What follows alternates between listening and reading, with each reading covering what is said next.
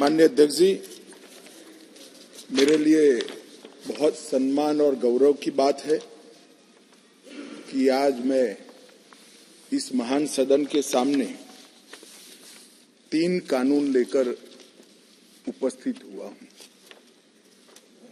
माननीय अध्यक्ष जी, ये एक ऐसा मौका है जब हमारा संविधान अगले वर्ष 75 साल पूरे कर लेगा।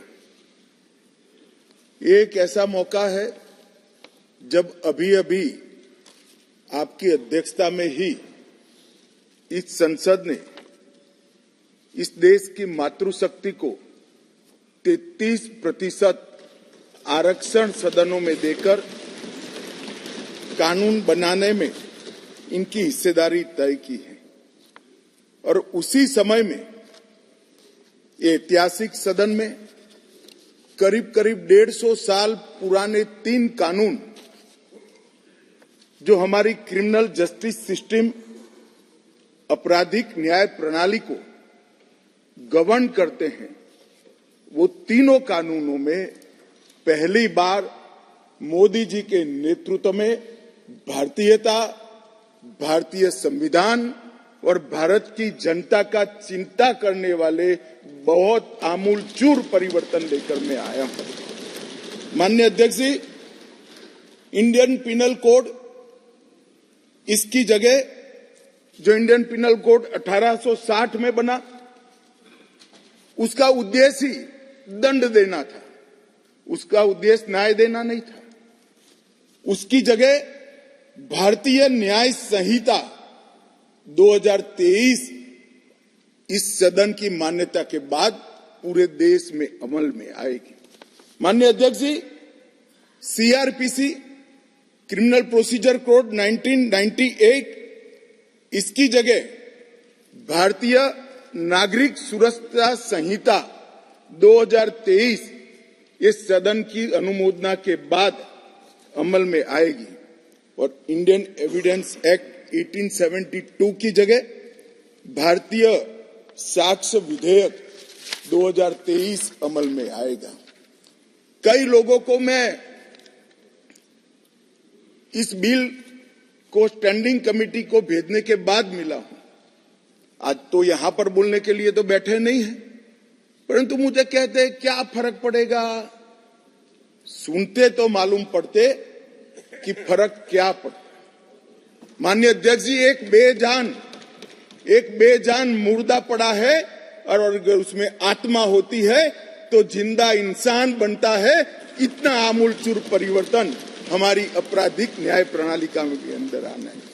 अध्यक्ष जी, आज मैं तलारी रंगैया से लेकर हेमाजी तक 35 सांसदों ने इसके अंदर अपने अपने विचार व्यक्त किए हैं।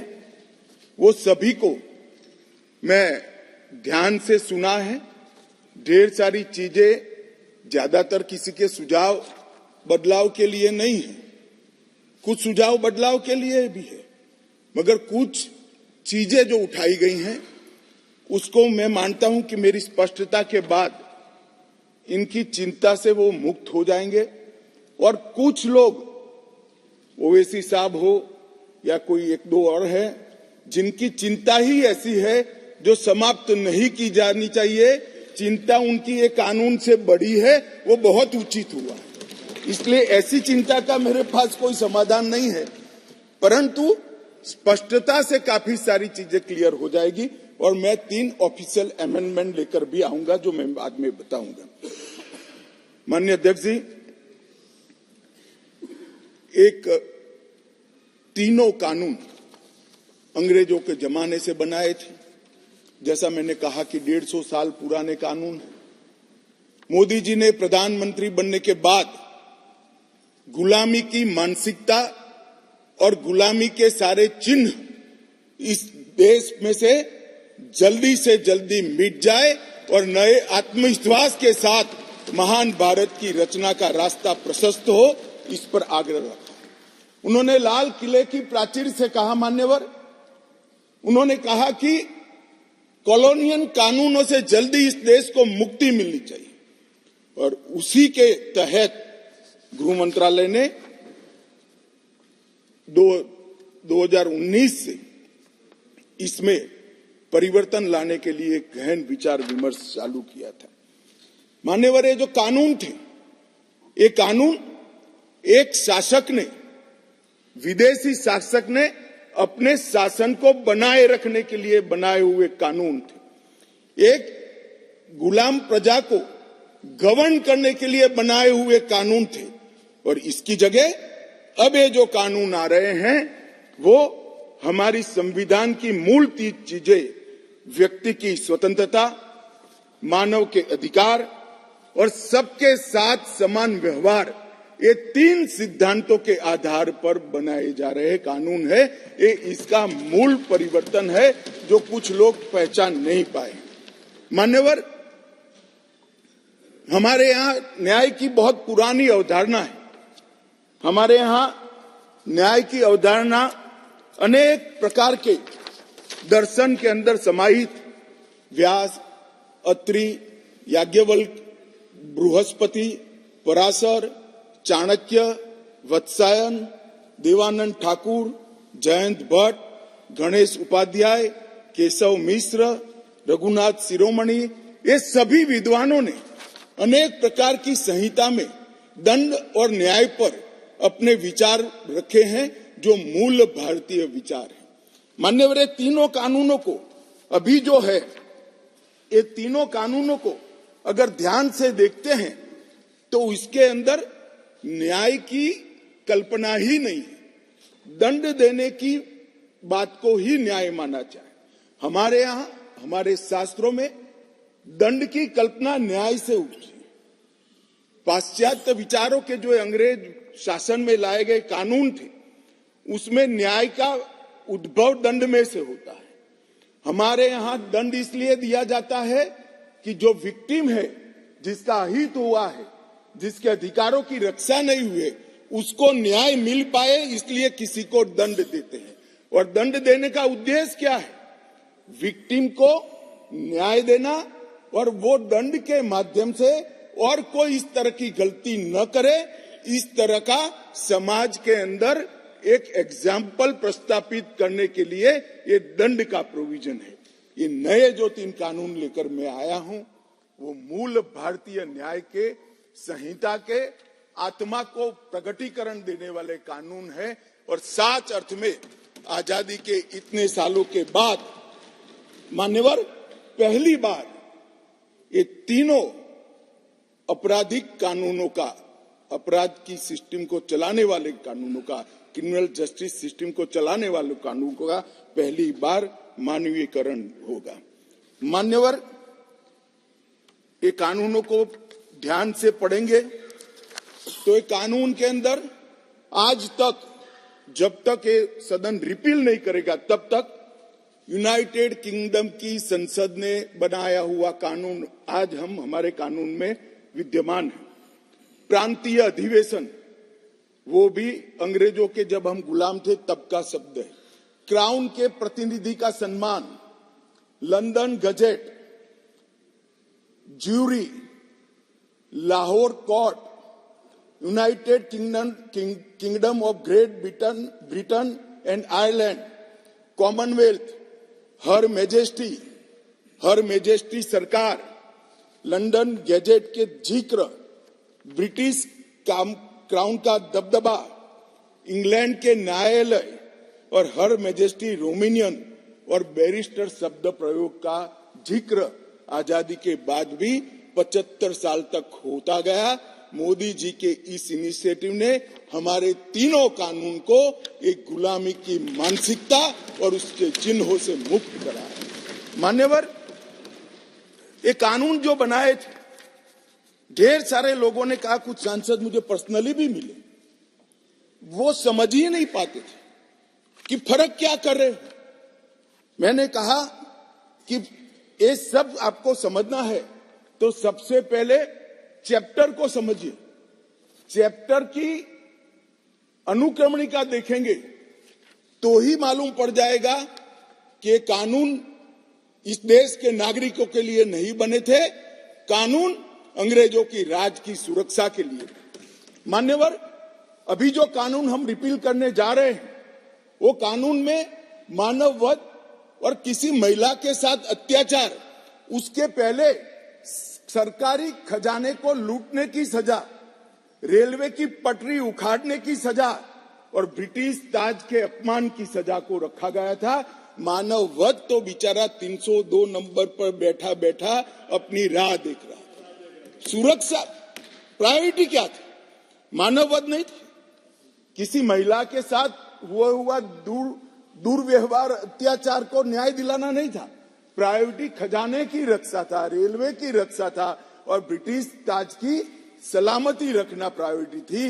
अब ये पूरा का पूरा बदलकर सबसे पहले महिलाओं और बच्चों के विरुद्ध को अपराध को प्रायोरिटी दी गई है।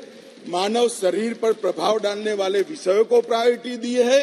उसके बाद में देश की सीमाओं की सुरक्षा को प्रायोरिटी दी है।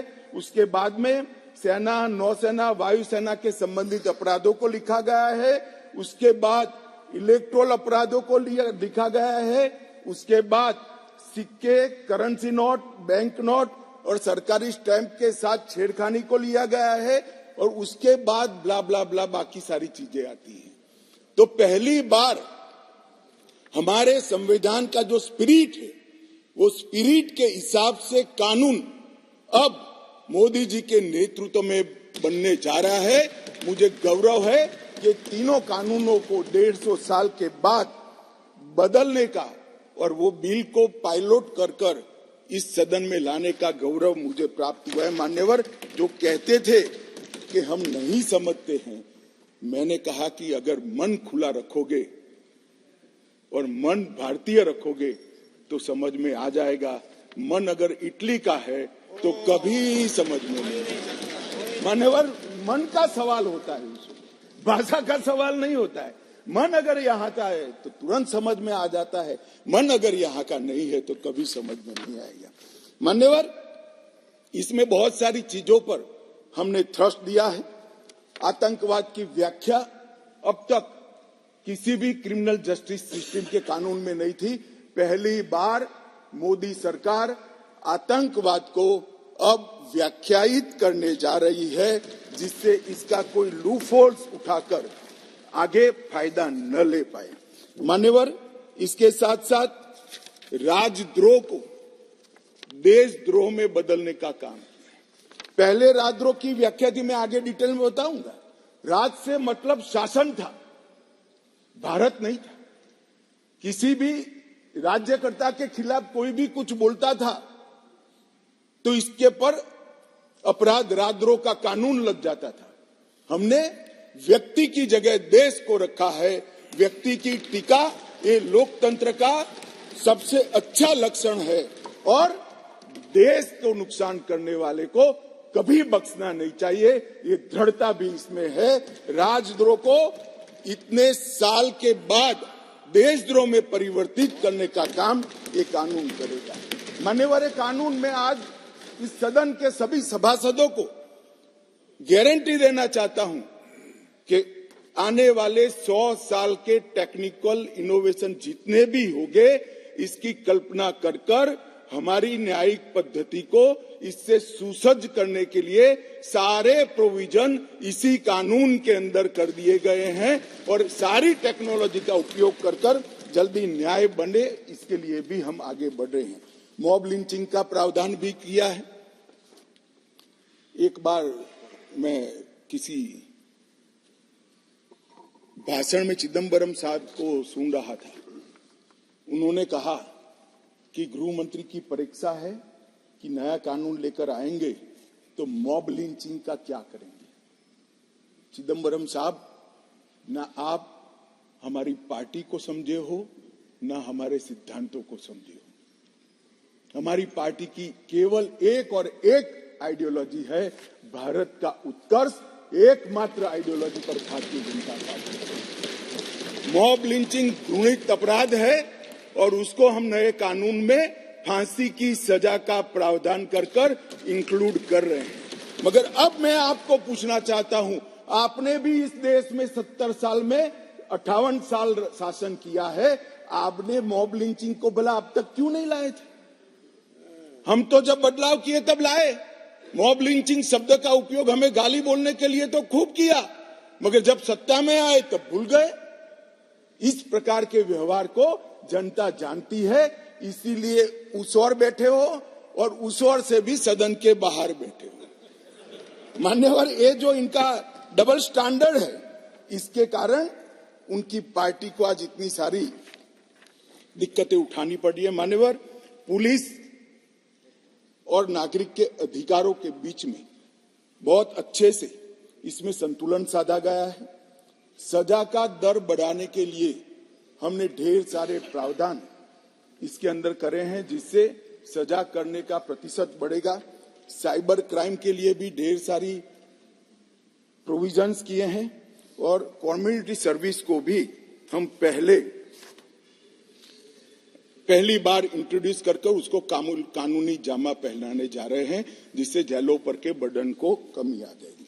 मान्यवर, ये तीनों कानून जैसे मैंने कहा 150 साल के बाद बदले जा रहे हैं और देश के 130 करोड़ लोगों को प्रभावित करने वाले कानून हैं और ये कानूनों के आधार पर ही आने वाले समय में इस देश की आपराधिक न्याय प्रणाली चलनी है। इसलिए बहुत जरूरी था कि इस पर एक व्यापक बहस की जाए, समाज के हर वर्ग से, और जो लोग इनसे जुड़े हुए हैं, ये प्रक्रिया में जुड़े हुए, वो सभी से, सभी चुने हुए प्रतिनिधियों से, सभी ऑल इंडिया सर्विस के अधिकारियों से और सभी विधानसभा के सदस्यों से भी चर्चा की जाए। इसलिए 2019 में हमने इसका व्यापक कंसल्टेशन अगस्त महीने से शुरू किया था और 2019 सितंबर में सभी राज्यपालों, मुख्यमंत्रियों, उपराज्यपालों और प्रशासकों को पत्र लिखकर सुझाव मांगे गए। जनवरी में देश के मुख्य न्यायाधीश, सभी हाईकोर्ट्स के मुख्य न्यायाधीश, बार काउंसिल्स और विधि विश्वविद्यालय को पत्र लिखकर सुझाव माने गए। ये सुझाव आने के बाद 2021 में मैंने स्वयं सभी सांसदों को पत्र लिखा और सुझाव मांगे। 2020 में सभी विधायकों से सुझाव मांगे गए। बीपीआरएनडी ने देश के सभी आईपीएस अफसर से सुझाव मांगे। गृह मंत्रालय ने देश के सभी कलेक्टरेट से सुझाव मांगे, क्योंकि कलेक्टरेट भी इसका बड़ा हिस्सा होता है। और मार्च 20 में ये सारे सुझावों को संकलित नेशनल लॉ यूनिवर्सिटी दिल्ली के कुलपति की अध्यक्षता में कमेटी बनाकर किया और उसके बाद लगभग 18 राज्य, 6 संघ राज्य, सुप्रीम कोर्ट और 16 उच्च न्यायालय, 5 न्यायिक एकेडमीज, 22 विधि विश्वविद्यालय, 42 संसद सभ्य और लगभग 200 के आसपास आईपीएस अफसरों ने अपने सुझाव मुझे भेजे। कुल 3200 सुझाव एकत्रित हुए, जिसको फुल स्टॉप कॉमा में पढ़कर इसको रखना या नहीं रखना, इसका विवेक के आधार पर निर्णय लिया गया है। और पूरे तीनों कानूनों को मैंने स्वयं लाइन बाय लाइन नहीं, फुल स्टॉप कॉमा में पढ़ा है। 58 सीटिंग मेरे 158 सीटिंग मेरे खुद के हुए हैं सुझावों को आमेज करने के लिए और कानूनों को पढ़ने के लिए। और ये सब कर हम ये कानून लेकर आए थे। 11 अगस्त 2023 को ये भारतीय न्याय संहिता, भारतीय नागरिक सुरक्षा संहिता और भारतीय साक्ष्य अधिनियम को, इन 3 विधेयकों को मैं यहाँ लेकर आया और आपने उसको गृह विभाग की स्थायी समिति को विचारार्थ भेज दिया। मान्यवर, वहां पर ढेर सारी चर्चा हुई। 10 नवंबर 2023 को इसकी रिपोर्ट राज्यसभा के उपसभापति को दे दी गई और ढेर सारे सुझाव, ढेर सारी टाइपिंग एरर्स, ग्रामेटिकल एरर्स और लीगल प्रोनाउंसिएशन के जो अपभ्रंश थे, ये सब सुधारने के लिए माननीय संसद सभ्यों की समिति ने ढेर सारे विचार रखे। इसलिए उसको जस का तस रखने की जगह मैंने पुराना बिल रिपील कर विड्रॉ कर नया बिल लेकर मैं आज सदन के सामने आया हूं और इतने गहन विचार विमर्श के बाद मान्यवर बिल मैं सदन के सामने रखा है। मान्यवर, मोदी जी के नेतृत्व में जो 3 कानून आए हैं, न्याय, समानता और निष्पक्षता, ये 3 मूल सिद्धांतों के आधार पर इसके अंदर बहुत बड़ा परिवर्तन किया गया है। टेक्नोलॉजी का भरपूर उपयोग हो और आने वाले लंबे समय तक टेक्नोलॉजी के नए नए इनोवेशन क्या हो सकते हैं, इसकी कल्पना कर अभी से इसकी कानूनी वैधता के लिए ढेर सारे प्रोविजन किए हैं। फॉरेंसिक साइंस को इसके अंदर बहुत तवज्जो दी गई है और इसके माध्यम से, ये कानूनों के माध्यम से जल्दी न्याय मिले, इसके लिए पुलिस, लॉयर्स और न्यायमूर्ति सभी पर एक प्रकार से समय की मर्यादा डालने का काम भी इस कानूनों के माध्यम से हुआ है।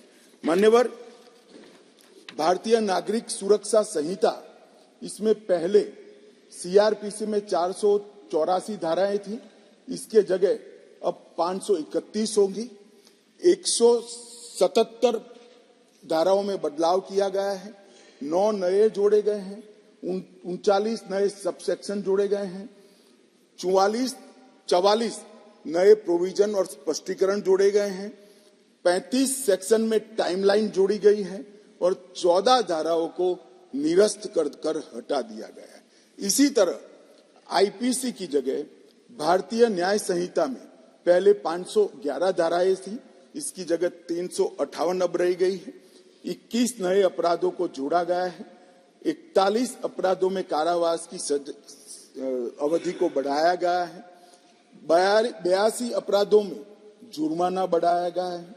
25 अपराधों में अनिवार्य न्यूनतम सजा शुरू की गई है। 6 अपराधों को सामुदायिक सेवा का दंड, कम्युनिटी सर्विस का पेनल्टी देने का काम किया गया है और 19 धाराओं को निरस्त कर दिया गया है। और भारतीय साक्ष्य अधिनियम, एविडेंस एक्ट को 167 धाराएं थी, इसकी जगह 170 धाराएं बनी हैं। 24 धाराओं में बदलाव किया गया है। 2 नई धाराएं, 6 उप धाराएं जोड़ी गई हैं और 6 धाराओं को हटाने का काम भी करा गया है। मान्यवर, मैं आज इस सदन को कहना चाहता हूं कि 2014 में नरेंद्र मोदी सरकार आने के बाद, एक लंबे अरसे बाद, अटल जी की सरकार ने भी ये प्रयास किया था, परंतु एक मिलीजुली सरकार थी, कई प्रकार की इसमें कठिनाइयां भी आती थी, मगर लंबे समय के बाद 2 बार इस देश की जनता ने ऐसी सरकार चुनी जिस सरकार ने अपने पूरे मैनिफेस्टो को अक्षरशः लागू करने का काम किया है और जिस मैनिफेस्टो को मैंडेट किया है, इसको लेकर फिर से जनता के सामने जाएगी। हमने कहा था हम धारा 370 और 35 से हटा देंगे, हट गई। हमने वादा किया था आतंकवाद, उग्रवाद और के खिलाफ जीरो टॉलरेंस की नीति सरकार बनाएगी और सुरक्षा कर्मियों को फ्री हैंड देंगे, हमने दिया। इसके कारण 3 हॉटस्पॉट, जम्मू कश्मीर, वामपंथी उग्रवादी क्षेत्र और उत्तर पूर्व में हिंसक घटनाओं में 63% की कमी आई है और मृत्यु में 73% की कमी आई है और पूर्वोत्तर से 70% से ज्यादा क्षेत्र से अपसपा को हटा लिया गया है। जिन्होंने अपने एजेंडा में रखा था कि हम अपसपा हटाएंगे, वो ऐसी स्थिति का निर्माण नहीं कर पाए। हमने नहीं रखा था, अपसपा को हटाया नहीं है, परंतु हमने इसके अमल को रिस्ट्रिक्ट करने में सफलता प्राप्त करी है, क्योंकि वहां कानून और व्यवस्था की परिस्थिति ठीक हो गई।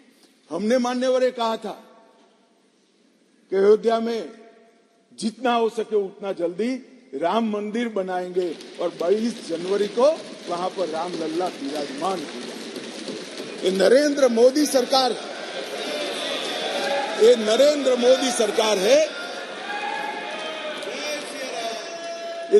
मोदी सरकार है मान्यवर, जो कहती है वो करती है। मान्यवर, हमने कहा था संसद और विधानसभा में महिलाओं को 33% आरक्षण देंगे। कांग्रेस पार्टी कई बार पावर में आई, तिथियां निकालती रह गई, हमने दे भी दिया और सर्वानुमत से देकर इस देश की मातृशक्ति को हमने सम्मानित करने का हमने कहा था 3 तलाक मुस्लिम माताओं बहनों के लिए अन्याय करता है, उसको हम समाप्त कर देंगे। मान्यवर, हमने इस वादे को भी पूरा किया। हमने कहा था कि न्याय मिलने की घटी को बढ़ाएंगे और न्याय के आधार पर होगा, दंड के आधार पर नहीं होगा। मैं उस वक्त पार्टी का अध्यक्ष था।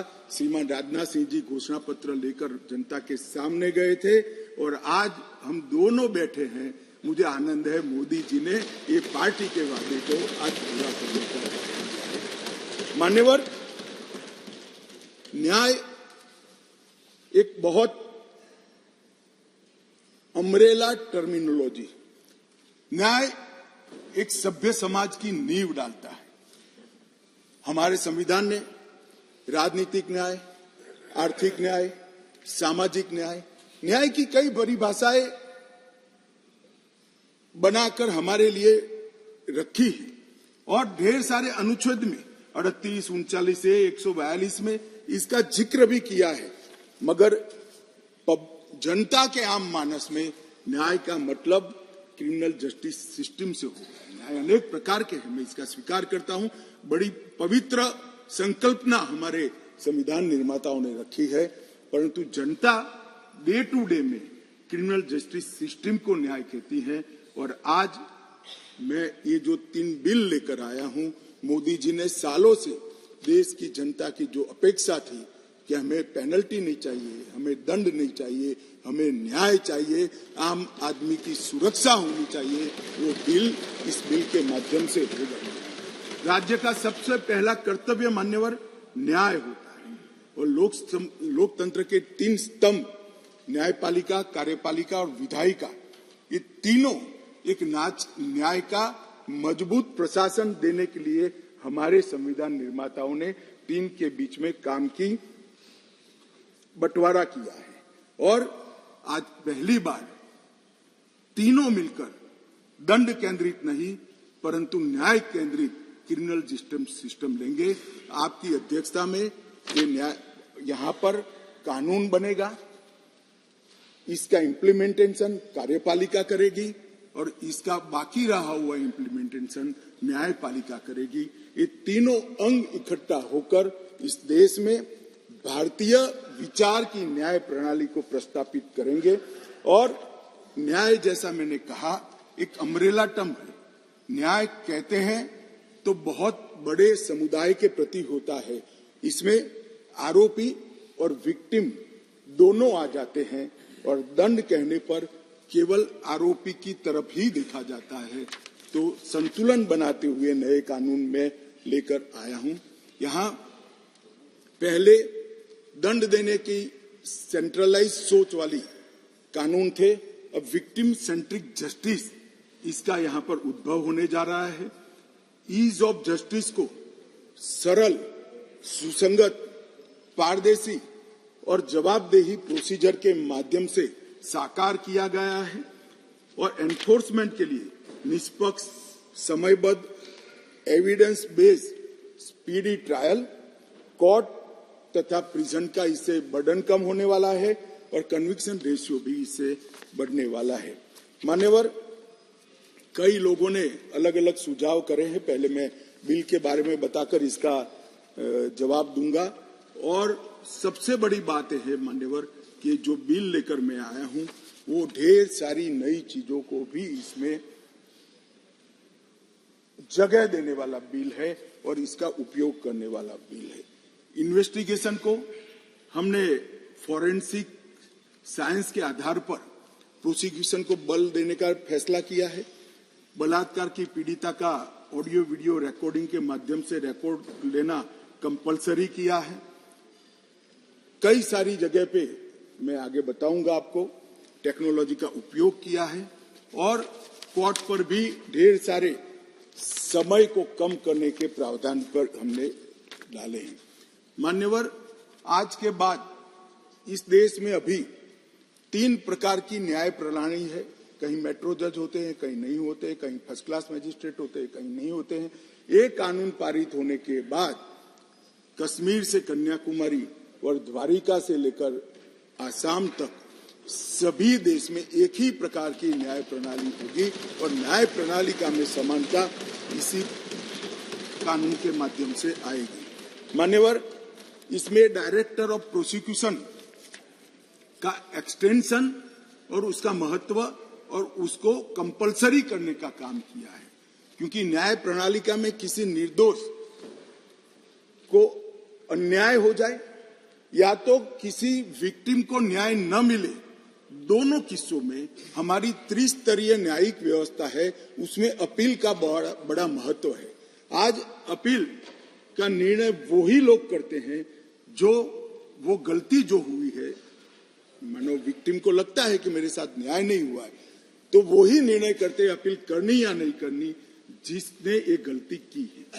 अब एक स्वतंत्र डायरेक्टर ऑफ प्रोसिक्यूशन हर जिले में भी बनेगा, राज्य स्तर पे भी बनेगा, जो पारदर्शिता के साथ एक केस में अपील करने लायक है या नहीं है उसका निर्णय करेगा। उसमें पुलिस का और प्रोसिक्यूटर का केवल और केवल अभिप्राय होगा, निर्णय एक तटस्थ प्रणाली का होगा जिसको डायरेक्टर ऑफ प्रोसिक्यूशन के नाम से यहाँ इंट्रोड्यूस किया गया है। पुलिस की अकाउंटेबिलिटी कई सारे मामलों में तय की है, जैसे इस देश की अदालतों में हेबियस ढेर सारी होती है, परिवारजन जाते हैं, हमारे सगा संबंधी कहाँ है हमें मालूम ही नहीं है, पुलिस कहती है हमारे पास नहीं है। अब तय कर दिया है गिरफ्तार व्यक्तियों की सूचना अनिवार्य रूप से हर पुलिस स्टेशन पर रखनी पड़ेगी और एक पुलिस अधिकारी को इसके लिए जिम्मेदार करना पड़ेगा। मान्यवर, इस तरह से मैं आगे बाद में बताऊंगा, परंतु ढेर सारी चीजों को हमने पुलिस की अकाउंटेबिलिटी फिक्स करने का भी इस कानून के माध्यम से काम किया है। और विक्टिम सेंट्रिक कानून जब मैं कहता हूं तब मान्यवर हमने ढेर सारा विक्टिमों को बीएनएसएस में 360 तो अपनी बात रखने का अधिकार दिया है, इंफॉर्मेशन का अधिकार खंड 173, 93 और 230 में दिया है, नुकसान की क्षतिपूर्ति का अधिकार दिया है, जीरो एफआईआर को इंट्रोड्यूस किया है। अब कोई भी मुकदमा स्टेट विक्टिम की परमिशन के बगैर, विक्टिम को सुने बगैर कोर्ट सिर्फ स्टेट के कहने पर विड्रॉ नहीं कर सकती। जो विक्टिम है उसको सुनना पड़ेगा, उसके ऑब्जेक्शन को भी सुनना पड़ेगा।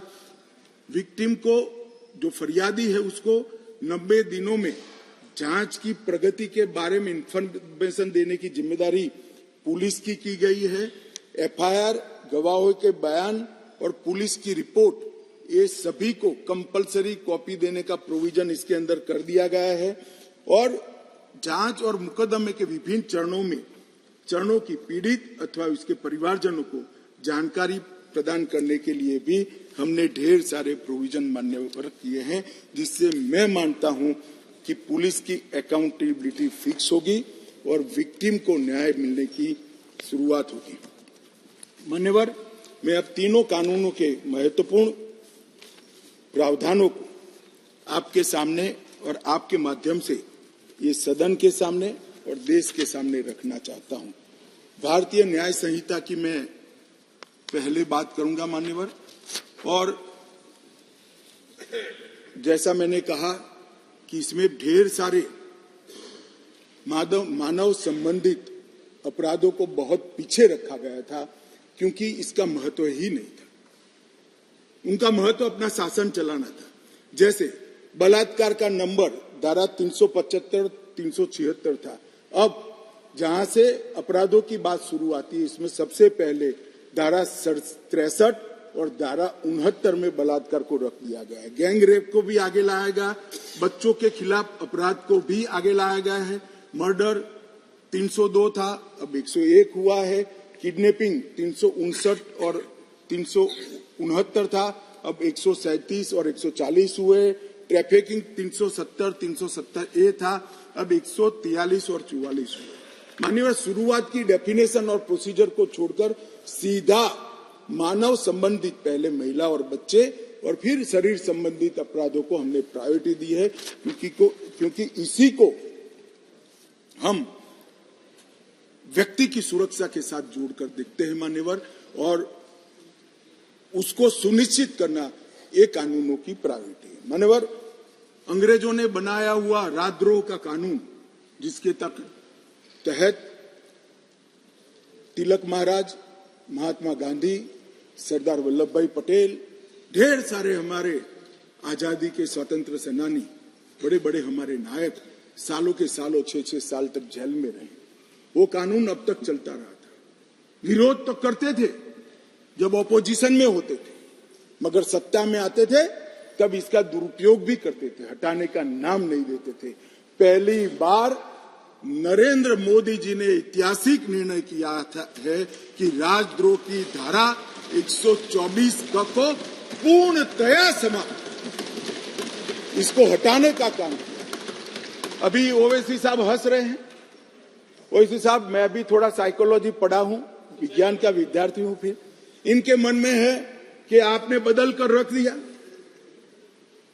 मान्यवर, मैं कहना चाहता हूं, हमने राजद्रोह की जगह देशद्रोह की स्थिति रखी। अब ये देश आजाद हो चुका है, लोकतांत्रिक देश है। शासन की टीका तो कोई भी कर सकता है, किसी को भी करने का अधिकार है।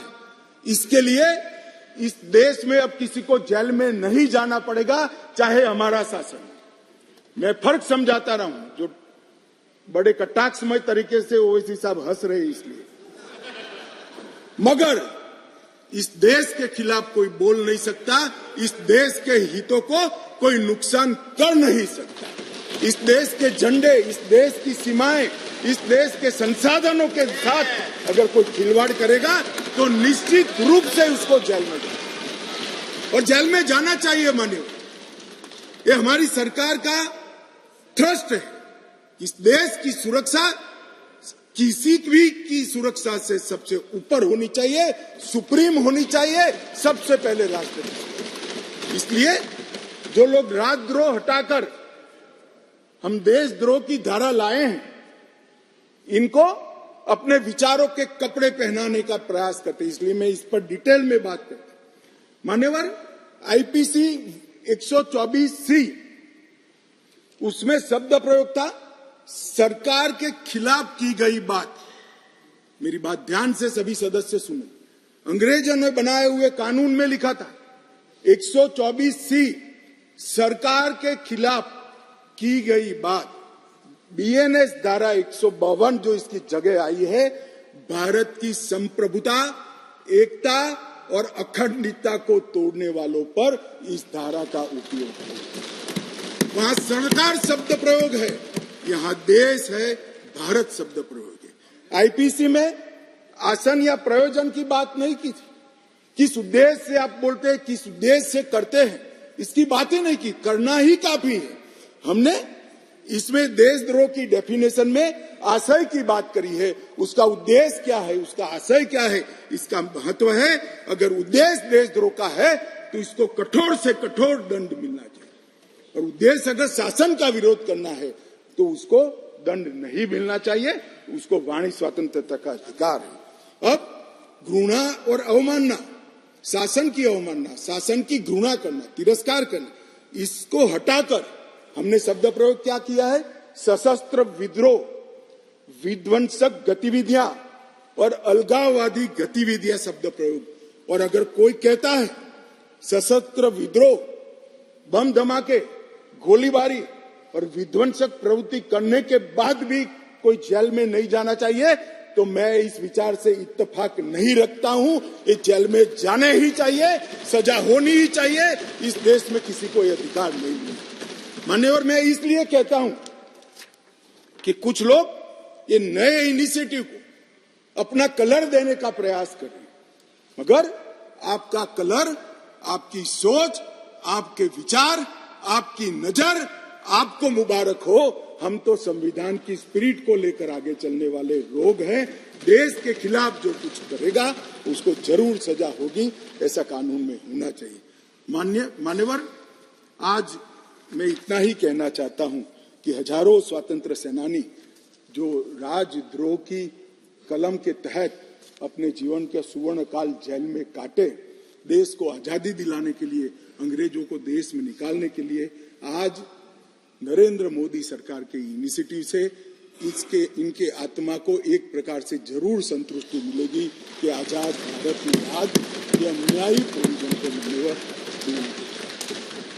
मान्यवर हमने महिलाओं और बच्चों की सुरक्षा के लिए भी ढेर सारे प्रोविजन किए हैं। मान्यवर भारतीय न्याय संहिता में एक नया चैप्टर महिलाओं और बच्चे के प्रति अपराध का हमने ऐड किया है। इस विधेयक में 18 वर्ष से कम उम्र की महिला के बलात्कार से संबंधित प्रोविजन में हम बदलाव कर रहे हैं। मौजूदा बलात्कार का प्रोविजन रीनंबरिंग तो हुआ है तथा नाबालिग महिलाओं के सामूहिक बलात्कार को पॉक्सो के साथ सुसंगत बना देता है, क्योंकि कुछ प्रोविजन ऐसे थे जो पॉक्सो में ज्यादा हार्ड थे, जिनको फेवर करनी थी वहां पुलिस स्टेशन में पॉक्सो अप्लाई नहीं किया जा सकता है। अब पॉक्सो अप्लाई करे न करे, बलात्कार करने मात्र से पॉक्सो की सभी धाराएं ये न्याय संहिता के माध्यम से लागू हो जाएगी और उनको सजा। आयु का अधिकार आधारित वर्गीकरण ठीक नहीं था। क्रमशः 18, 16 और 12 वर्ष की उम्र के नाबालिगों के बलात्कार के लिए हमने अलग अलग सजा का निर्धारण किया है। 18 वर्ष से कम आयु की बच्चियों के मामले में आज जीवन कारावास और मृत्यु दंड का प्रावधान हमने किया है। मान्यवर उनको फांसी की सजा। गैंग रेप के मामलों में 20 साल की सजा या जिंदा रहने तक की सजा का प्रावधान किया है और 18 वर्ष से कम उम्र की स्त्री के साथ बलात्कार में फिर से फांसी की सजा को हमने यहां पर रखा है। मान्यवर बलात्कार की परिभाषा के तहत भी एक एनोमली थी। सहमति से बलात्कार में 15 वर्ष की जो आयु डाली थी उसको बढ़ाकर हमने 18 साल किया है। तो 18 साल से कम आयु की बालिका के साथ कोई भी कुछ करेगा तो माइनर रेप के दायरे में घुस जाएगा। मान्यवर इसके बाद जेंडर न्यूट्रल कानून बना है। कई जगह पे कई सारी चीजें छूट गई थी। लड़के और लड़कियों के व्यापार जो एक घृणित अपराध है, इसमें सिर्फ लड़कियों का जिक्र था, वहां लड़कों को भी डाल दिया गया है और आईपीसी की धारा 366A में भी नाबालिग लड़की के साथ बच्चे का भी जिक्र कर इसको जेंडर न्यूट्रल बनाने का हमने प्रयास किया है। मान्यवर आतंकवादी कृत्य को इतने सालों के बाद 1 लाख से ज्यादा लोग आतंकवाद की बलि पर चढ़ने के बाद 75 साल के बाद पहली बार आपराधिक न्याय कानूनों में जगह देने का काम नरेंद्र मोदी सरकार को। हमारा वादा था मान्यवर इस देश की जनता को कि हम आतंकवाद के खिलाफ जीरो टॉलरेंस की नीति रखेंगे और आतंकवाद की व्याख्या ही नहीं थी। कुछ सांसदों ने, मैं बाद में जवाब देता हूं, कहा है कि यूएपीए में है, मगर जहां उनके प्रभाव वाली सरकारें थी वहां यूएपीए को लगाते नहीं थे। आतंकवादी कृत्य कर सादे गुना की सजा में निकल जाते थे।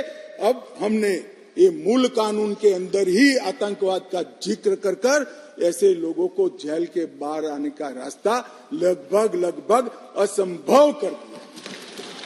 मुझे मालूम है कुछ लोगों को बड़ी तकलीफ हुई, बताया भी है, मैंने भाषण पढ़े, मुझे तो आश्चर्य हो रहा है। इस देश के कानून में आतंकवाद को रोकने की धारा है और इस सम्मानीय सदन का कोई व्यक्ति उसको मानव अधिकार के नाम से विरोध करे।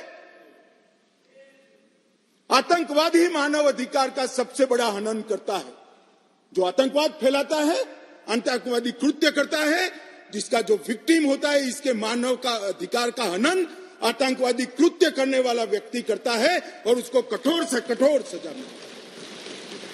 और मैं तो आश्चर्यचकित, मैं यहां बैठा होता तो टोकता भी, रोकता भी, प्रयास भी करता कि इसको सदन के रिकॉर्ड का हिस्सा न बनने दिया। आप एक्सपोज हो रहे हो, मगर मैं था नहीं, मैंने पढ़ा। इसका बचाव करते हैं। किस जमाने में जी रहे? अंग्रेजों का शासन नहीं है, कांग्रेस का शासन नहीं है, ये भारतीय जनता पार्टी और नरेंद्र मोदी का शासन। यहां पर आतंकवाद को बचाने की कोई दलीलें काम में नहीं ली जाएगी, परंतु इसके दुरुपयोग न हो इसके लिए इसकी व्याख्या भी हमने बड़ी स्पष्ट की है मान्यवर। इसकी व्याख्या क्या की है? जो कोई भारत की एकता, अखंडता, संप्रभुता, सुरक्षा और आर्थिक सुरक्षा की प्रभुता को खतरे में डालता है और किसी भी वर्ग में आतंक फैलाने का प्रयास करता है आइदर और साइड से, उसको आतंकवादी घटना कहा जाएगा।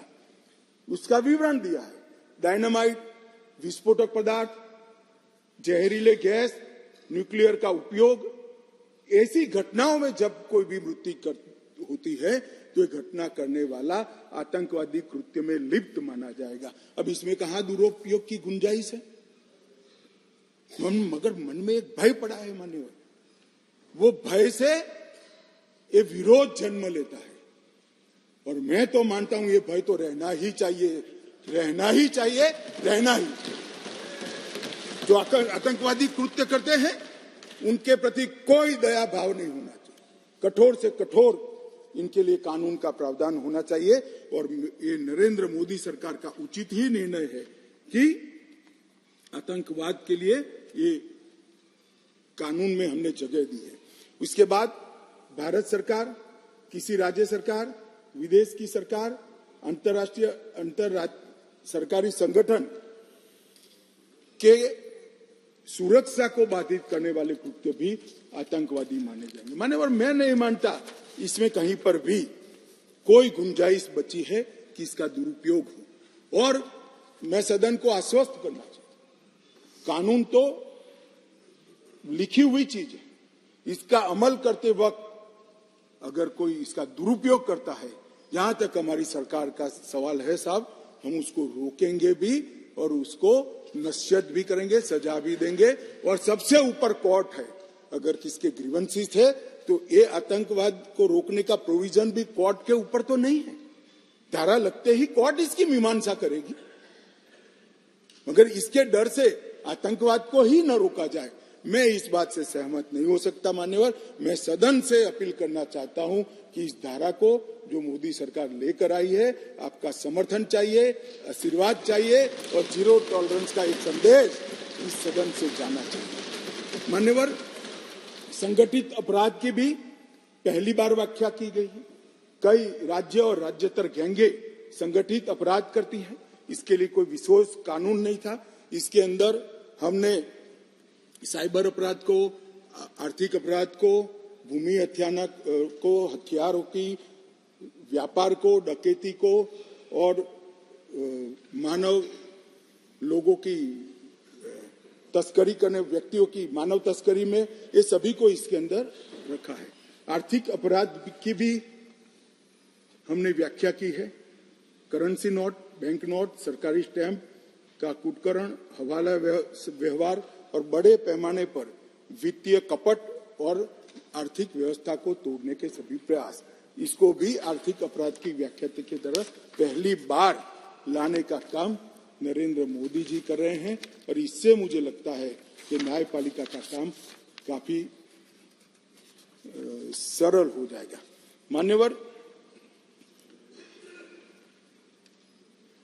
एक मैं स्पष्टीकरण करना चाहता हूं कि गैर इरादतन हत्या जो थी, अकस्मात जिसको कहते हैं, इसमें हमने दो हिस्से किए। अकस्मात तो किसी भी व्यक्ति से किसी भी स्थिति में हो सकता है। एक गाड़ी चलाता रहे एक व्यक्ति और रास्ते में कोई भी बेध्यान हुआ या कोई रश कर आ गया और अकस्मात हो गया। अकस्मात करने के बाद वो व्यक्ति स्वयं उसको पुलिस स्टेशन या तो हॉस्पिटल ले जाता है, तो इसके लिए कम सजा का प्रावधान किया है।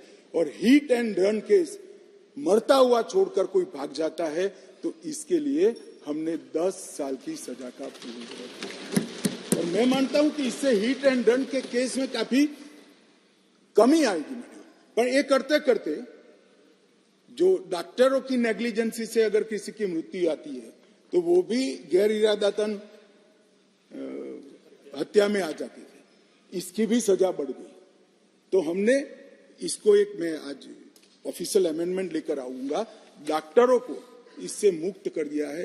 इंडियन मेडिकल एसोसिएशन ने मेरे सामने रजूआत करी थी, हमने इसको मुक्त करने का प्रावधान किया है। मान्यवर, मॉब लिंचिंग का नया प्रावधान हम लेकर आए हैं। नस्ल, जाति, समुदाय या किसी शंका के आधार पर एक टोला एकत्रित होकर किसी को मार देता है तो उसमें मैक्सिमम फांसी तक की सजा की है। स्नैचिंग के लिए कोई कानून नहीं था, चैन स्नैचिंग होते थे, मोबाइल होते थे और अलग अलग धाराओं में अंत में कानून के गैप का फायदा उठाकर वो छूट जाते हैं।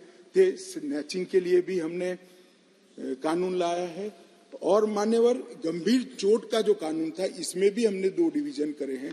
किसी के सर पर लाठी मार दी, इंजर्ड हुआ तो उसको सजा तो होनी चाहिए, परंतु लाठी मारने के कारण वो ब्रेन डेड हो गया या अपाहिज हो गया तो इसकी सजा इतनी नहीं होनी चाहिए। तो संपूर्ण अपाहिजता या तो ब्रेन डेड के केस में हमने 10 साल तक का कठोर दंड देने का प्रावधान किया है, इसको सेपरेट किया है। मान्यवर, गंभीर चोट का जो खंड 117 है उसमें 10 साल की उम्र कैद का हमने प्रावधान किया है। इसके अलावा भी ढेर सारे बदलाव किए हैं मान्यवर, मैंने प्रमुख बदलाव भी आपके सामने। अब मैं भारतीय नागरिक सुरक्षा संहिता की बात करूंगा।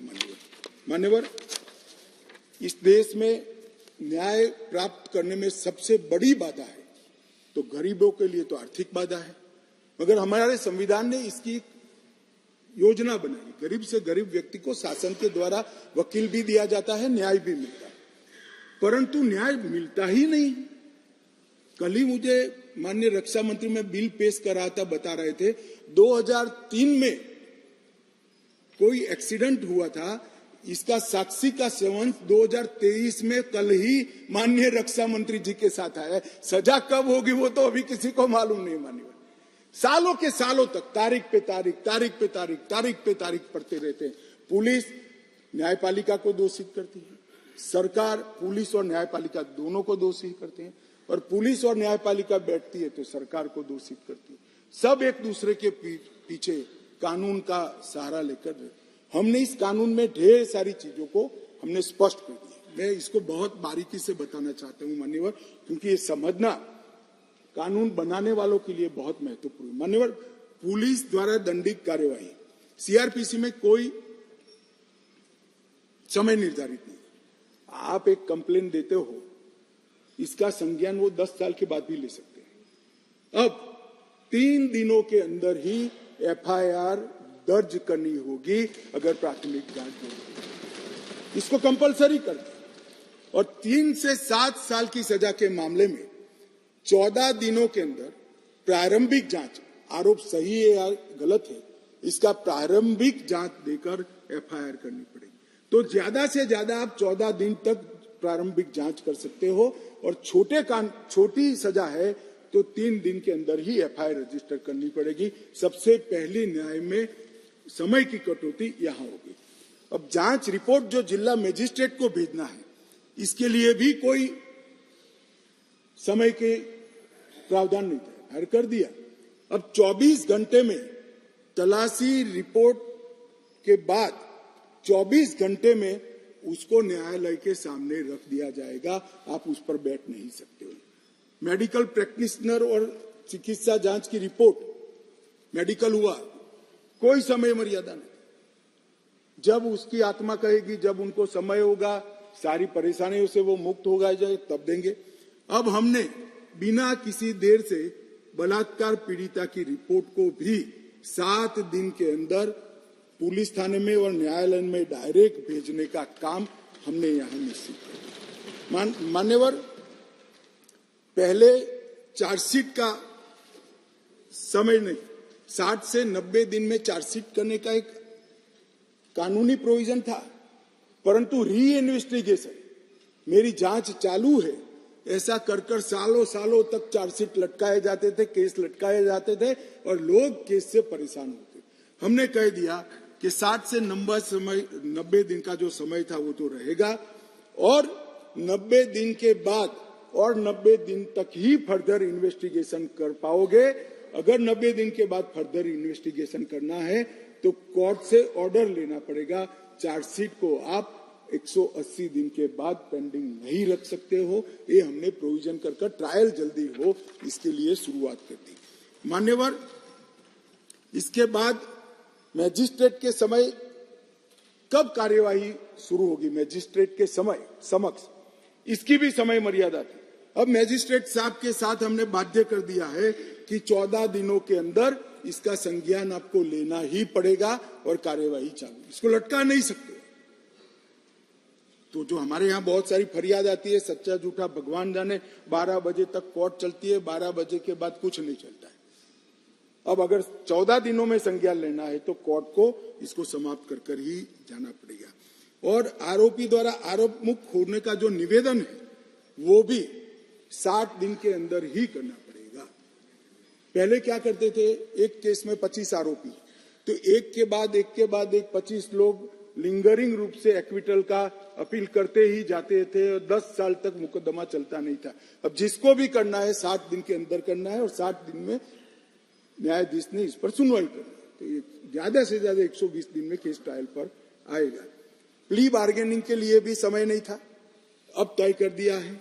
आरोप तय करने के 30 दिन के अंदर ही आप आपके गुनाह को स्वीकार कर लोगे तो सजा कम होगी। प्री बार्गेनिंग 30 दिन के अंदर समाप्त करना पड़ेगा। ट्रायल की प्रक्रिया में कागज रखने का भी कोई प्रोविजन नहीं था। अब हमने दस्तावेजों की प्रक्रिया कंपलसरी 30 ही दिन में पूरा करने का प्रोविजन कर दिया है, उसमें आप देरी नहीं कर सकते। मान्यवर, ट्रायल इन एब्सेंसिया का भी प्रोविजन किया है। कुछ लोग इस पर आपत्ति ले सकते हैं, मगर मैं आज कहना चाहता हूं, इस देश में ढेर सारे मुकदमे, देश को हिला देने वाले मुकदमे, चाहे बम्बई बम ब्लास्ट हो या कोई, और वो लोग पाकिस्तान में या कहीं और देशों में शरण लेकर बैठे हैं, ट्रायल नहीं चलती है। मान्यवर, अब इनके यहां आने की जरूरत नहीं है। 90 दिन के अगर वो कोर्ट के सामने नहीं आते हैं तो उनकी अनुपस्थिति में ट्रायल होगी। एक सरकारी वकील उनकी पैरवी करेगा, फांसी भी होगी, जजमेंट भी, और जिससे वहां से वापस लाने की प्रक्रिया बहुत जल्दी कर पाएंगे, क्योंकि वो सजा प्राप्त व्यक्ति किसी दूसरे देश में तो स्टेटस बहुत बदलता है। जमानत के लिए भी हमने कर दिया है कि लंबे समय तक किसी को जेल में नहीं रख सकते। पहली बार अपराध करने को 1/3 सजा का जो प्रोविजन है, 1/3 अगर अंडर ट्रायल कर लिया तो इसको मुक्ति दे सकते हो, और बाकी सभी मामलों में 1/2 किया है जो गंभीर प्रकार के हत्या, डकैती, ऐसे मामले हैं। जजमेंट सालों सालों तक, महीनों तक नहीं आता था। अब हो गया है कि मुकदमे की समाप्ति के बाद जज साहब को 45 दिन के अंदर ही जजमेंट देना पड़ेगा, वो इससे ज्यादा लेट नहीं कर। मान्यवर, जजमेंट और सजा के बीच में भी बहुत बड़ा समय था, उसका भी समय निर्धारित कर दिया है, और सजा निर्णय देने के 7 दिन के अंदर ही सुना देनी पड़ेगी, उसको आप लिंगरिंग नहीं कर सकते। मान्यवर, फिर दया याचिका के मामले आते थे। सालों तक दया याचिका करते ही नहीं, और दया याचिका कोई एनजीओ करता था, कोई दूर दूर के लोग करते थे। जिसका कोई दया तो वही मांग सकता है जिसको दंड मिला। दया मांगने का अधिकार और किसी को नहीं। मान्यवर, उच्चतम न्यायालय की अपील खारिज करने के 30 दिन के अंदर ही दया की अर्जी करनी पड़ेगी, बाद में आपको इसका अधिकार नहीं रहेगा। राज्यपाल, सरकार, सबके लिए यस और नो कहने का समय का प्रावधान भी इसमें हमने मान्यवर तय कर दिया है। महिलाओं की सुरक्षा के लिए भी इसमें ढेर सारे प्रावधान किए। मान्यवर, ई-एफआईआर से अगर किसी को सबसे बड़ा राहत मिलने वाला है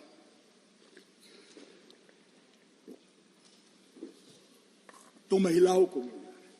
किसी भी महिला के लिए अपने खिलाफ हुए अपराध को किसी के सामने वर्णन करना मान्यवर बड़ी संकोच की बात होती है। आज ई-एफआईआर से हर कोई कर सकता है, मगर कोई भी महिला थाने पर एफआईआर करा सकती है, उसका संज्ञान भी लिया जाएगा और 2 दिन के अंदर ही घर पर आकर इसका जवाब लेने की व्यवस्था महिला पुलिस के साथ इस कानून को करेगी। नए विधेयक के अंदर EFI का जो हमने जिक्र किया है, इससे ढेर सारे फायदे होने वाले हैं। समय पर ट्रायल और स्थगन दोनों को हमने मान्यवर बहुत तवज्जो देकर इसको कठोरता के साथ कम करने का प्रावधान किया है। टेक्नोलॉजी का उपयोग भी कई जगह पे हमने पुलिस के अधिकारों के दुरुपयोग को कर्टेल करने के लिए किया है। क्राइम सीन, इन्वेस्टिगेशन, ट्रायल, ये तीनों चरण में हमने टेक्नोलॉजी के उपयोग को तवज्जो दी है। पुलिस जांच में पारदर्शिता और जवाबदेही इससे निश्चित रूप से सुनिश्चित तो होगी ही होगी, परंतु सबूतों की गुणवत्ता में भी सुधार होगा। विक्टिम और आरोपी दोनों के अधिकारों की रक्षा होगी। मान्यवर, FIR से केस डायरी से चार्जशीट, वहां से जजमेंट तक की पूरी प्रक्रिया को डिजिटलाइज करने का हमने कानूनी प्रावधान इस कानून के अंदर लेकर आए। एविडेंस, तलाशी और जब्ती तीनों में वीडियो रिकॉर्डिंग की हमने कंपलसरी प्रोविजन किया है। कोई भी घर पे जाकर पुलिस जब्ती करती है तो उसका वीडियो रिकॉर्डिंग किया जाएगा, एविडेंस कलेक्ट करते हो उसका भी हो जाएगा और तलाशी का भी हो जाएगा। इससे कोई किसी को फ्रेम करने की संभावनाओं पर बहुत बड़ी कमी आ जाएगी। और बलात्कार के मामले में भी पीड़ित का बयान कंपलसरी करने का निर्णय नरेंद्र मोदी सरकार ने किया है। वो लेना ही पड़ेगा, ऑनलाइन बयान लेना पड़ेगा, इसका रिकॉर्डिंग करना पड़ेगा, जिससे वगदार आदमी आने के बाद वो बयान को बदलवा नहीं सकता। दूर दूरस्थ के गांवों में बयान तो ले लीजिए जाते हैं, मगर जब मालूम पड़ता है कि बलात्कार किसने करा है तो बयान को बदल भी दिए जाते हैं। अब ऑनलाइन बयान लेना है और इसकी 3 कॉपी 3 जगह पे, एक हॉस्पिटल में, एक पुलिस थाने पर और एक न्यायाधीश के यहाँ 24 घंटे में पहुंचानी है, जिससे बदलने में बहुत बड़ी दिक्कत होगी। मान्यवर, इसके साथ साथ हमने फोरेंसिक के उपयोग को भी बहुत महत्व दिया है। दुनिया भर के अदालतों का अगर विश्लेषण करते हैं तो हमारे यहाँ सजा कराने का दर बहुत कम है। इसको अगर बढ़ाना है तो साइंटिफिक एविडेंस पर थ्रस्ट देना पड़ेगा। इसलिए ये बिल के अंदर क्वालिटी ऑफ इन्वेस्टिगेशन में सुधार करने के लिए इन्वेस्टिगेशन साइंटिफिक पद्धति से हो इसलिए और 90% का कन्विक्शन रेट का लक्ष्य रखते हुए हमने एक प्रावधान किया है कि 7 साल से ज्यादा सजा जिस गुना में है वो सभी में FSL टीम के विजिट को कंपलसरी कर दिया गया है, जिससे FSL की विजिट। मान्यवर, कई लोग कहते हैं कि कब होगा, मैं बताता हूं। नरेंद्र मोदी सरकार टुकड़े टुकड़े में नहीं चलती। नरेंद्र मोदी जब गुजरात के मुख्यमंत्री थे तब उन्होंने गुजरात फॉरेंसिक साइंस यूनिवर्सिटी बनाई, फिर प्रधानमंत्री बने तो नेशनल फॉरेंसिक साइंस यूनिवर्सिटी बनाई और नेशनल फॉरेंसिक साइंस यूनिवर्सिटी में अब तक लगभग NFSU के 7 परिसर और 2 ट्रेनिंग एकेडमी खुल चुके हैं 9 राज्यों में। और 5 साल के बाद मैं देश की जनता को आश्वस्त करना चाहता हूं, हर साल 35,000 फॉरेंसिक एक्सपर्ट यहां से बाहर निकलेंगे जो इस हमारी रिक्वायरमेंट को। तब तक हमने फॉरेंसिक मोबाइल वान का भी प्रोविजन कर दिया है और फॉरेंसिक को आउटसोर्स करने के लिए भी रूल्स बनाए हैं मान्यवर। और दिल्ली में इसका ये जो 7 साल वाला प्रोविजन है इसका ट्रायल भी शुरू हो गया है और बहुत उत्साहजनक परिणाम हमें मिले हैं मान्यवर। और इसको तभी राज्यों द्वारा नोटिफाइड कर दिया जाएगा जब राज्य के अंदर फॉरेंसिक इंफ्रास्ट्रक्चर संपूर्ण रूप से बन जाएगा। इसमें हमने पुलिस स्टेशन, तहसील, जिला और पूरा राज्य चारों को नोटिफाइड करने की योजना बनाई है। मानो एक शहर में फॉरेंसिक की व्यवस्था हो गई तो वो शहर को नोटिफाइड कर सकते हैं, कंपलसरी हो जाएगा। एक क्षेत्र में हो गई तो क्षेत्र में करेंगे, एक जिले में हो गई तो जिलों को करेंगे, और जब सब समाप्त हो जाएगा तब पूरे राज्य को नोटिफाइड करेंगे। और इसका माध्यम से सजा कराने की बहुत बड़ी क्षमता प्रोसिक्यूशन की बढ़ेगी। माननीय, लगभग 2000 करोड़ रुपया भारत सरकार ने इसके लिए राज्यों को दिया है और 30 राज्य और संघ क्षेत्रों ने इसका काम भी चालू कर दिया है। और हम 6 अत्याधुनिक सेंट्रल फॉरेंसिक साइंस लेबोरेटरी भी बना रहे हैं। मान्यवर, जीरो एफआईआर, कई लोग कहते हैं कि जीरो एफआईआर पहले से थी, लेना कंपलसरी नहीं था। आपको कोई भी व्यक्ति ना बोल सकता था, इसकी कोई कानूनी धारा भी नहीं थी जिससे इसकी पुष्टि हो जाए। अब विक्टिम कोई भी पुलिस स्टेशन में जाएगा, कहीं पर भी रहता हो, इसकी एफआईआर लेकर 24 घंटे में इसके कंसर्न पुलिस स्टेशन में ट्रांसफर कंपलसरी करनी पड़ेगी। ये 0 नंबर की एफआईआर विक्टिमों के लिए बहुत बड़ा आशीर्वाद होने वाला है, क्योंकि दबंग ध्यान पुलिस स्टेशन का ही रखता है कि मेरे खिलाफ फरियाद लिखवाने गए या नहीं गए, वो ध्यान रखता ही रह जाएगा। किसी भी थाने में एफआईआर रजिस्टर हो जाएगी, ऑनलाइन एफआईआर रजिस्टर हो जाएगी और उसको बुलाना पड़ेगा। इसके साथ साथ प्रत्येक जिले में और प्रत्येक थाने में एक पुलिस अधिकारी को हमने पदनामित किया है। जो कोई भी आएगा तो गिरफ्तारी में जो लोग हैं इसकी सूची उसको बतानी पड़ेगी। तो मेरा रिलेटिव अगर कोई थाने में गिरफ्तार है तो पुलिस ने मुझे इन्फॉर्म करना पड़ेगा।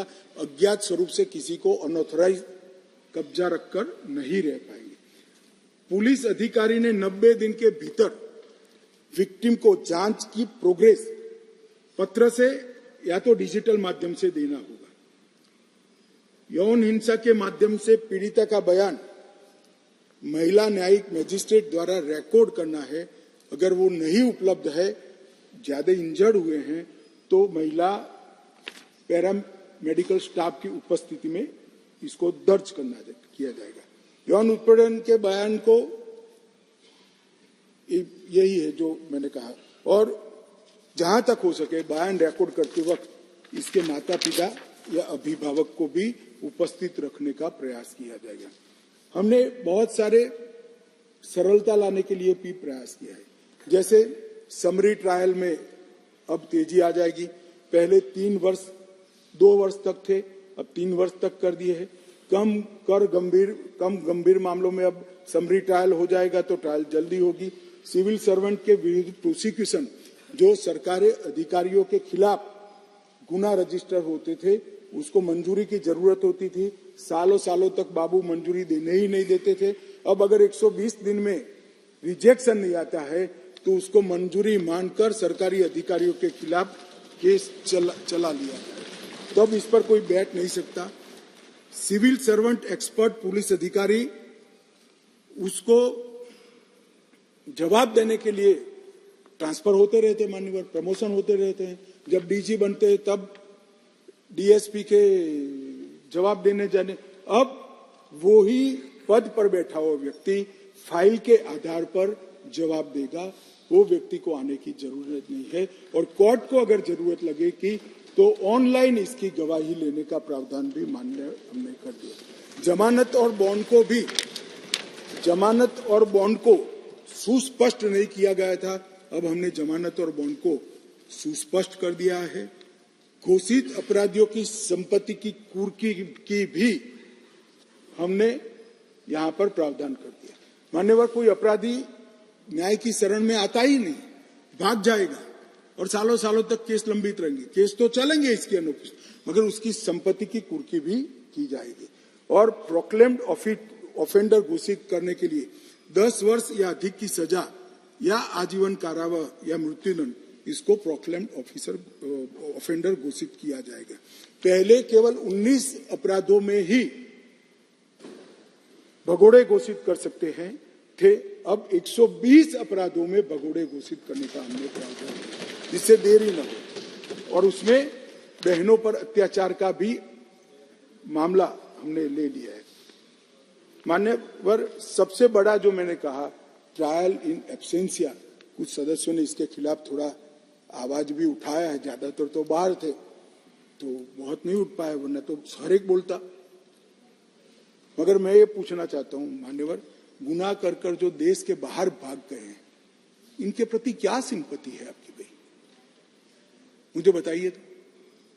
सैकड़ों लोग बम धमाके में मार दिए जाते हैं, कश्मीर में आतंकवाद कर कर, पैदल चलकर पाकिस्तान में छुप जाते हैं। क्या इनको सजा करनी चाहिए या नहीं करनी चाहिए? मेरा बहुत शार्प क्वेश्चन है। क्या सिंपैथी है आपकी इसकी? अब नहीं बख्शा जाएगा, आप आओ ना आओ, आपको सजा भी होगी और आपकी संपत्ति भी होगी। ये देश ऐसे नहीं चल सकता। और अगर न्याय ही चाहिए तो कानून की शरण में आइए। भारत के संविधान में हर गरीब से गरीब व्यक्ति और हर पीड़ित से पीड़ित व्यक्ति की न्याय की सुविधा है। न्याय मिलेगा, मगर मालूम है न्याय में सजा ही मिलने वाली है, इसलिए आप देश के बाहर भाग जाओगे और ट्रायल नहीं चलेगा। ऐसा नहीं चलेगा, इसको भी हमने यहां पर डाला है। मान्यवर, अंडर ट्रायल कैदी के लिए 1/3 कारावास काट चुका है, तो इसकी जमानत का हमने प्रोविजन कर दिया है। और जहां विचाराधीन कैदी है और गंभीर गुनाह है, वहां आधे पर इसका अधिकार बनाया है। नई विटनेस प्रोटेक्शन स्कीम को लेकर आए हैं। हर राज्य ने इसको घोषित करना पड़ेगा और घोषित अपराधियों की संपत्ति की कुर्की का भी हमने प्रावधान मान्यवर इसके अंदर किया है। सजा की माफी को भी हमने तर्कसंगत बनाने का प्रयास। मृत्यु की सजा है तो ज्यादा से ज्यादा आजीवन कारावास हो सकता है, इसके नीचे माफी नहीं हो सकती। आजीवन कारावास है तो 7 साल की अवधि तक ही सजा भोगनी ही पड़ेगी, और 7 वर्ष या उससे अधिक सजा है तो कम से कम 3 साल जेल में रहना पड़ेगा। कोई जेल में गया और अपने रसूख का उपयोग कर कर 1 साल में कितना भी गंभीर गुनाह हो बाहर आ जाएगा, ऐसा अब नहीं होगा। इसको हमने सुनिश्चित कानून के अंदर भी कर दिया है। अपराध की आय, अगर आर्थिक अपराधी है और अपराध से आय कर कर संपत्ति जब्त की है तो उसको भी अब न्यायालय राज्य साथ करेगा, उसको ही हराजी कर कर उसको राज्य के खजाने में डाल दिया जाएगा। और संपत्तियों के निपटान के लिए भी एक बहुत बड़ा कदम उठाया है। हम सब लोग सार्वजनिक जीवन के कार्यकर्ता हैं, अनेक स्तर पर राजनीति में काम करते करते आए हैं, सैकड़ों बार पुलिस थाने गए होंगे। माने बाहर आप जाएंगे तो चोरी की हुई ऑटो पड़ी होती है, ढेर सारी साइकिलें पड़ी होती है, शराब का ट्रांसपोर्टेशन करने वाला टेम्पो पड़ा होता है, और वो टेम्पो का तो कई बार हमसे ज्यादा आयुष्य होता है। 1950 में पकड़ा, मगर केस पड़ा रहा है तो पूरा एक बड़ा मैदान पुलिस स्टेशन का, परेड का इसी संपत्तियों से लिप्त हो जाता है। माने, और हमने कह दिया है कि देश के पुलिस स्टेशनों में बड़ी संख्या में जो संपत्तियां पड़ी है, अदालत के मजिस्ट्रेट को इसकी वीडियोग्राफी, फोटोग्राफी कर कर अदालत की सहमति से 30 दिनों के भीतर भी इसको बेच दिया जाएगा, हराजी कर दी जाएगी और पैसे कोर्ट केस के अधीन, तो सारे पुलिस स्टेशन साफ हो जाएंगे। तकलीफ तो होगी कुछ लोगों को, मगर उसका रास्ता मेरे पास नहीं है मान्यवर। कब तक 20-20 साल तक, और वो व्हीकल भी किसी के उपयोग का नहीं रहता, वो मालिक को वापिस भी मिल जाए तो कोई इसका फायदा न उठा पाए। इस तरह से हमने भारतीय साक्ष्य अधिनियम में ढेर सारे बदलाव किए मान्यवर। इलेक्ट्रॉनिक रिकॉर्ड को हमने दस्तावेज की परिभाषा में शामिल कर दिया है। अब किसी भी प्रकार का इलेक्ट्रॉनिक रिकॉर्ड को दस्तावेज माना जाएगा। पेन ड्राइव के अंदर चार्जशीट दिया जाएगा, पेन ड्राइव के अंदर कोर्ट को भी चार्जशीट दिया जाएगा, पेन ड्राइव के अंदर विक्टिम को भी दिया जाएगा, लॉयर्स को। इलेक्ट्रॉनिक रूप से प्राप्त बयान साक्ष्य की परिभाषा में शामिल कर दिया गया। इलेक्ट्रॉनिक और डिजिटल रिकॉर्ड को प्राथमिक साक्ष्य के रूप में मानने के लिए अधिक मानक जोड़े गए हैं और इसकी उचित कस्टडी, स्टोरेज, ट्रांसमिशन और ब्रॉडकास्ट, इसके लिए भी कानूनी जामा पहनाकर एक प्रक्रिया सुनिश्चित कर दी गई है। मान्यवर, दस्तावेजों की जांच करने के लिए मौखिक और लिखित स्वीकारोक्ति के लिए एक कुशल व्यक्ति के साक्ष्य को शामिल करने का हमने कंपलसरी किया है। इलेक्ट्रॉनिक या डिजिटल रिकॉर्ड की कानूनी स्वीकार्यता अब पहली बार कोर्ट में कोई चैलेंज नहीं कर पाएगा और इलेक्ट्रॉनिक साक्ष्य जमा करने के लिए प्रमाण पत्रों को भी अनुसूची में जोड़ दिया गया है। माननीय, इसके लिए हमने ढेर सारी भय स्थानों के लिए भी बड़ी एक्सरसाइज की। नेशनल फॉरेंसिक साइंस यूनिवर्सिटी के साइबर क्राइम के एक्सपर्ट्स, इलेक्ट्रॉनिक मामलों के एक्सपर्ट्स, बीपीआरएनडी और गृह मंत्रालय के अधिकारियों की एक टीम ने महीनों तक काम कर कुछ अनुभवी न्यायाधीशों से भी परामर्श कर इस पूरी प्रक्रिया को चिन्हित कर दिया गया।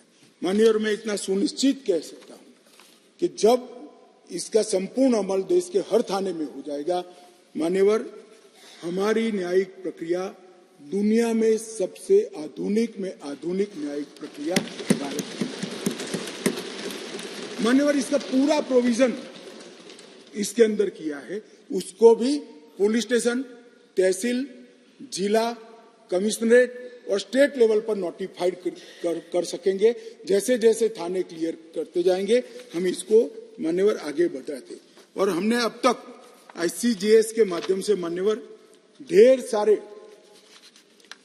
सारे पुलिस स्टेशन 97% पुलिस स्टेशनों को कंप्यूटराइज करने का काम समाप्त कर दिया है। अदालतों का भी आधुनिकीकरण हो रहा है और ICGS के माध्यम से फॉरेंसिक साइंस यूनिवर्सिटी, थाना, गृह विभाग, पब्लिक प्रोसिक्यूटर की ऑफिस, जेल और कोर्ट, ये सबको एक ही सॉफ्टवेयर के तहत ऑनलाइन करने का काम भी लगभग देश में समाप्त होने के कगार पर है। और इसके माध्यम से ढेर सारी देरी से हमारे जो न्याय मांगने के लिए जाने वाले नागरिक हैं उनको राहत मिलेगी और न्याय जल्दी से मिलेगा। माननीय, इसके साथ हमने स्मार्टफोन, लैपटॉप, मैसेजेस, वेबसाइट और लोकेशनल साक्ष्य को सबूत की परिभाषा में शामिल किया है। आरोपियों, विशेषज्ञों, पीड़ितों इलेक्ट्रॉनिक माध्यम से कोर्ट के सामने उपस्थित होने की अनुमति दी है और इलेक्ट्रॉनिक या डिजिटल रिकॉर्ड को स्वीकृतता को इसकी एनफोर्समेंट करने के लिए भी पूरी प्रक्रिया को हमने कानून के अंदर जगह दे दी है। और इसके माध्यम से FSL यूनिवर्सिटी उचित समय पर इसमें जो नई तकनीक आती जाएगी इसको भी समाहित करने का सुझाव समय समय पर देती जाएगी, इसको हम समाहित करेंगे। मान्यवर, चर्चा में कुछ सदस्यों ने अलग अलग प्रकार के सवाल उठाए। एक तो पहले ही मैंने जवाब दिया, आतंकवादी कृत्य के लिए UAPA अगर उपलब्ध है तो फिर इसमें आतंकवादी कृत्य का समाहित करने का क्या तर्क है। मान्यवर, एक आतंकवादी कृत्य के लिए एक ही जगह गुना रजिस्टर होगा, करने वालों को डरने की जरूरत नहीं है। 2 कानून अप्लाई नहीं होंगे, मगर कई जगह पे आतंकवादी कृत्य होने के बाद UAPA लगाते नहीं है और CRPC में आज तक आतंकवाद की व्याख्या ही नहीं थी और बचकर निकल जाते थे। उनके बचने के सारे रास्ते इस कानून के माध्यम से हमने बंद कर दिए और मुझे मालूम नहीं पड़ता इसमें आपत्ति क्या है। आपत्ति सिर्फ संसद में रखनी नहीं चाहिए, इसके आशय भी बताने चाहिए। ये आपत्ति दर्ज कर हम किसको बचाना चाहते हैं। मान्यवर, BNS के 69 के खंड में पहचान छिपाने का दुरुपयोग किया जा सकता है, ऐसा एक आशंका व्यक्त किया। मैं इसके लिए कहा कि उन महिलाओं को सुरक्षा प्रदान की गई है जो शादी के झूठे वादों की वजह से व्यक्ति की पहचान छिपाना चाहते हैं। इसमें और कोई बच नहीं पाएगा, मैं सदन को आश्वस्त करना।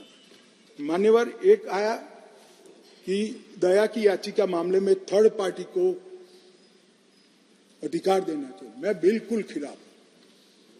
अगर जिस व्यक्ति ने गुनाह किया है उसको अपने गुनाह का एहसास ही नहीं है, पछतावा ही नहीं है, तो दया शब्द पर इसका कोई अधिकार नहीं है। जिसको गुनाह कर अगर पछतावा नहीं होता है उसको दया का कोई अधिकार नहीं है। दया का अधिकार उसी का बनता है जो बाद में बोली हरसिमरत बहन, मैं समझ रहा हूं आप क्या कहना चाहते हैं। दया का अधिकार उसी को बनता है जो अपने कृत्य को से पछतावा करता हूं। कोई व्यक्ति आतंकवादी कृत्य करेगा और जेल में जाएगा और फिर कहेगा कि मैं तो नहीं मांगता, मेरी मन स्वीकारने के लिए तैयार नहीं है, मैंने कृत्य किया, और इस पर दया की जाए, मैं सहमत नहीं हूं साहब, ऐसा कभी नहीं हो सकता। एक बीएनएसएस के खंड 479 में विचाराधीन कैदियों के संदर्भ में कहा गया, मगर उसमें तो हम बहुत प्रगतिशील प्रोविजन लेकर आए, उल्टा जल्दी छूट जाएंगे वो, क्योंकि 41 सजा होते ही उनको जमानत देने का हमने प्रोविजन किया है, जो पहले कानून नहीं था, और उसके पहले कोर्ट तो दे ही सकती है जमानत। दूसरा आया वीडियोग्राफी के प्रयोजन केवल तलाशी तक क्यों है, गिरफ्तारी और पुलिस बयान दर्ज करने के। भाई हम सबको मालूम है पुलिस का बयान वो आरोपी के खिलाफ कभी उपयोग नहीं किया जा सकता, वो 161 का बयान होता था, कोर्ट में दिया हुआ बयान ही आरोपी के खिलाफ लिया जाता है, इसलिए इसमें पुलिस के बयान को नहीं रखा है। डिस्चार्ज एप्लीकेशन करने के लिए अलग अलग समय सीमा उचित नहीं है, ये थोड़ा मिसअंडरस्टैंडिंग है। खंड 250 और 262 अलग अलग प्रकार के ट्रायल के लिए ओएसीडी सेशन कोर्ट में ट्रायल केस के मजिस्ट्रेट द्वारा सेशन कोर्ट में कमिट होने के बाद जो शुरू होता है, इसके लिए खंड 250 है, और मजिस्ट्रेट के द्वारा जो ट्रायल होता है इसके लिए खंड 262 है, तो दो अलग अलग ही है।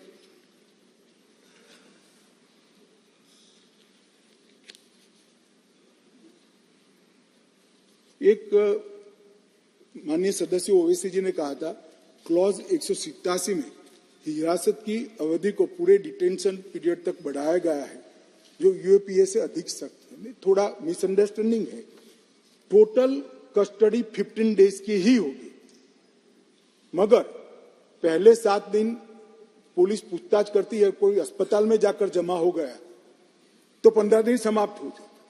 हमने ये प्रोविजन किया है कि 7 दिन की कस्टडी हो गई, आप अस्पताल में कर ले, कोई बात नहीं, अच्छा हो जाओ।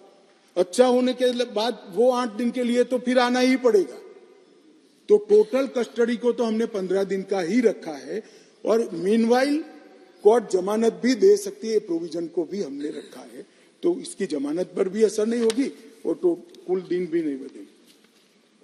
डी के बासु मामले में दिए गए निर्देशों को शामिल नहीं किया है।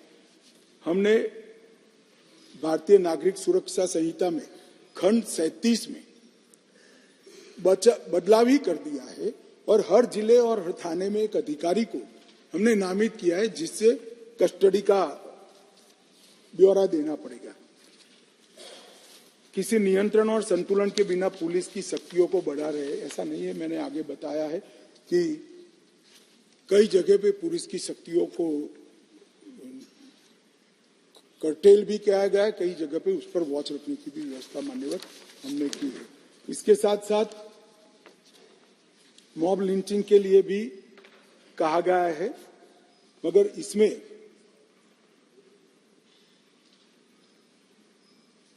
सब प्रकार के गुनाह को 5 से ज्यादा लोग इकट्ठा होकर अगर किसी की हत्या या उसको घायल करने का काम करते हैं, उसको हर प्रकार के गुनाह को इसके अंदर शामिल किया जाए। राजद्रोह का तो मैंने जवाब दे ही दिया है मान्यवर। इसके बाद भर्तृहरि मेहताब जी ने 2-3 प्रोविजन किए थे, मगर क्लॉज 152 और संगठित अपराध 111 और ये दोनों को जब बिल फिर से पेश किया गया है, इसमें बदलाव कर ही आपके सुझाव बिल के बदलाव में हमने समाहित किया गया है।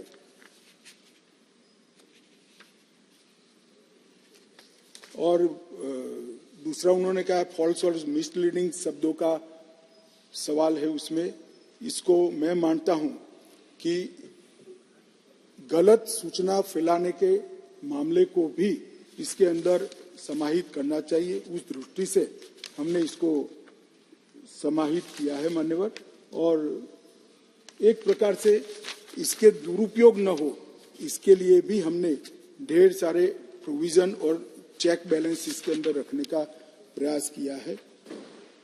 हरसिमरत बहन ने पुलिस हिरासत के बारे में कहा, इसका मैंने जवाब दे ही दिया है। पुलिस स्टेट बन जाएगा, कोई पुलिस स्टेट हमारे शासन है तब तक नहीं बनेगा। मैं पूरे सदन को आश्वासन देना चाहता हूं, पुलिस स्टेट से बाहर आने के लिए कानून आए हैं, पुलिस स्टेट बनाने के लिए ये कानून नहीं आए। मान्यवर, 2-3 मैं ऑफिशियल अमेंडमेंट भी ला रहा हूं। तो ये तीनों कानून में द्वितीय शब्द इसलिए दिया गया है कि एक ही प्रकार के नाम के 2 बिल 1 साल के अंदर पेश नहीं हो सकते थे, तो ये टेक्निकल संसदीय प्रणालिकाओं के कारण करना पड़ा है। और दूसरा, मैंने जो कहा कि डॉक्टर को गैर विवेचन हत्या में कम सजा के लिए हमने प्रोविजन किया है। ये तीनों प्रोविजन को भी मैं लेकर आया हूँ। मान्यवर, मैं निश्चित रूप से मानता हूँ कि भारतीय न्याय संहिता, भारतीय नागरिक सुरक्षा संहिता और भारतीय साक्ष्य अधिनियम, ये तीनों बिल कानून बनने के बाद आज से 100 साल तक, कम से कम 100 साल तक जितने भी टेक्नोलॉजी आएगी, ये टेक्नोलॉजी को इस कानून के तहत समाहित करने के कानूनी प्रावधान होंगे। मान्यवर, फॉरेंसिक साइंस को इतनी कठोरता के साथ, इतनी दृढ़ता के साथ कानून में जगह देने वाला एकमात्र देश हमारा भारत बनने का। मान्यवर, जो ब्रिटिश राज की, ब्रिटिश काल की गुलामी के सारे चिन्ह समाप्त कर ये संपूर्ण भारतीय कानून अब बनने जा रहे हैं। और हमारे संविधान का जो स्पिरिट है, सबके साथ न्याय और भारतीय अवधारणा दंड और न्याय की है, इसके आधार पर, इसके बेसिस पर कानून बनने जा रहे हैं। मैं आपके माध्यम से सदन के सभी सदस्यों का आशीर्वाद मांगता हूं कि इसमें आप सहमति दीजिए। और मोदी जी का एक और वादा आज इस कानूनों के माध्यम से देश की क्षमता को जो है पूरा होने जा रहा है, इसको आपका आशीर्वाद।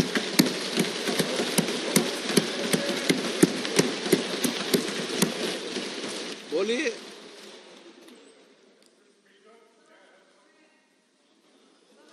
गृह मंत्री जी का आभार व्यक्त करती हूं कि आपने बोला कि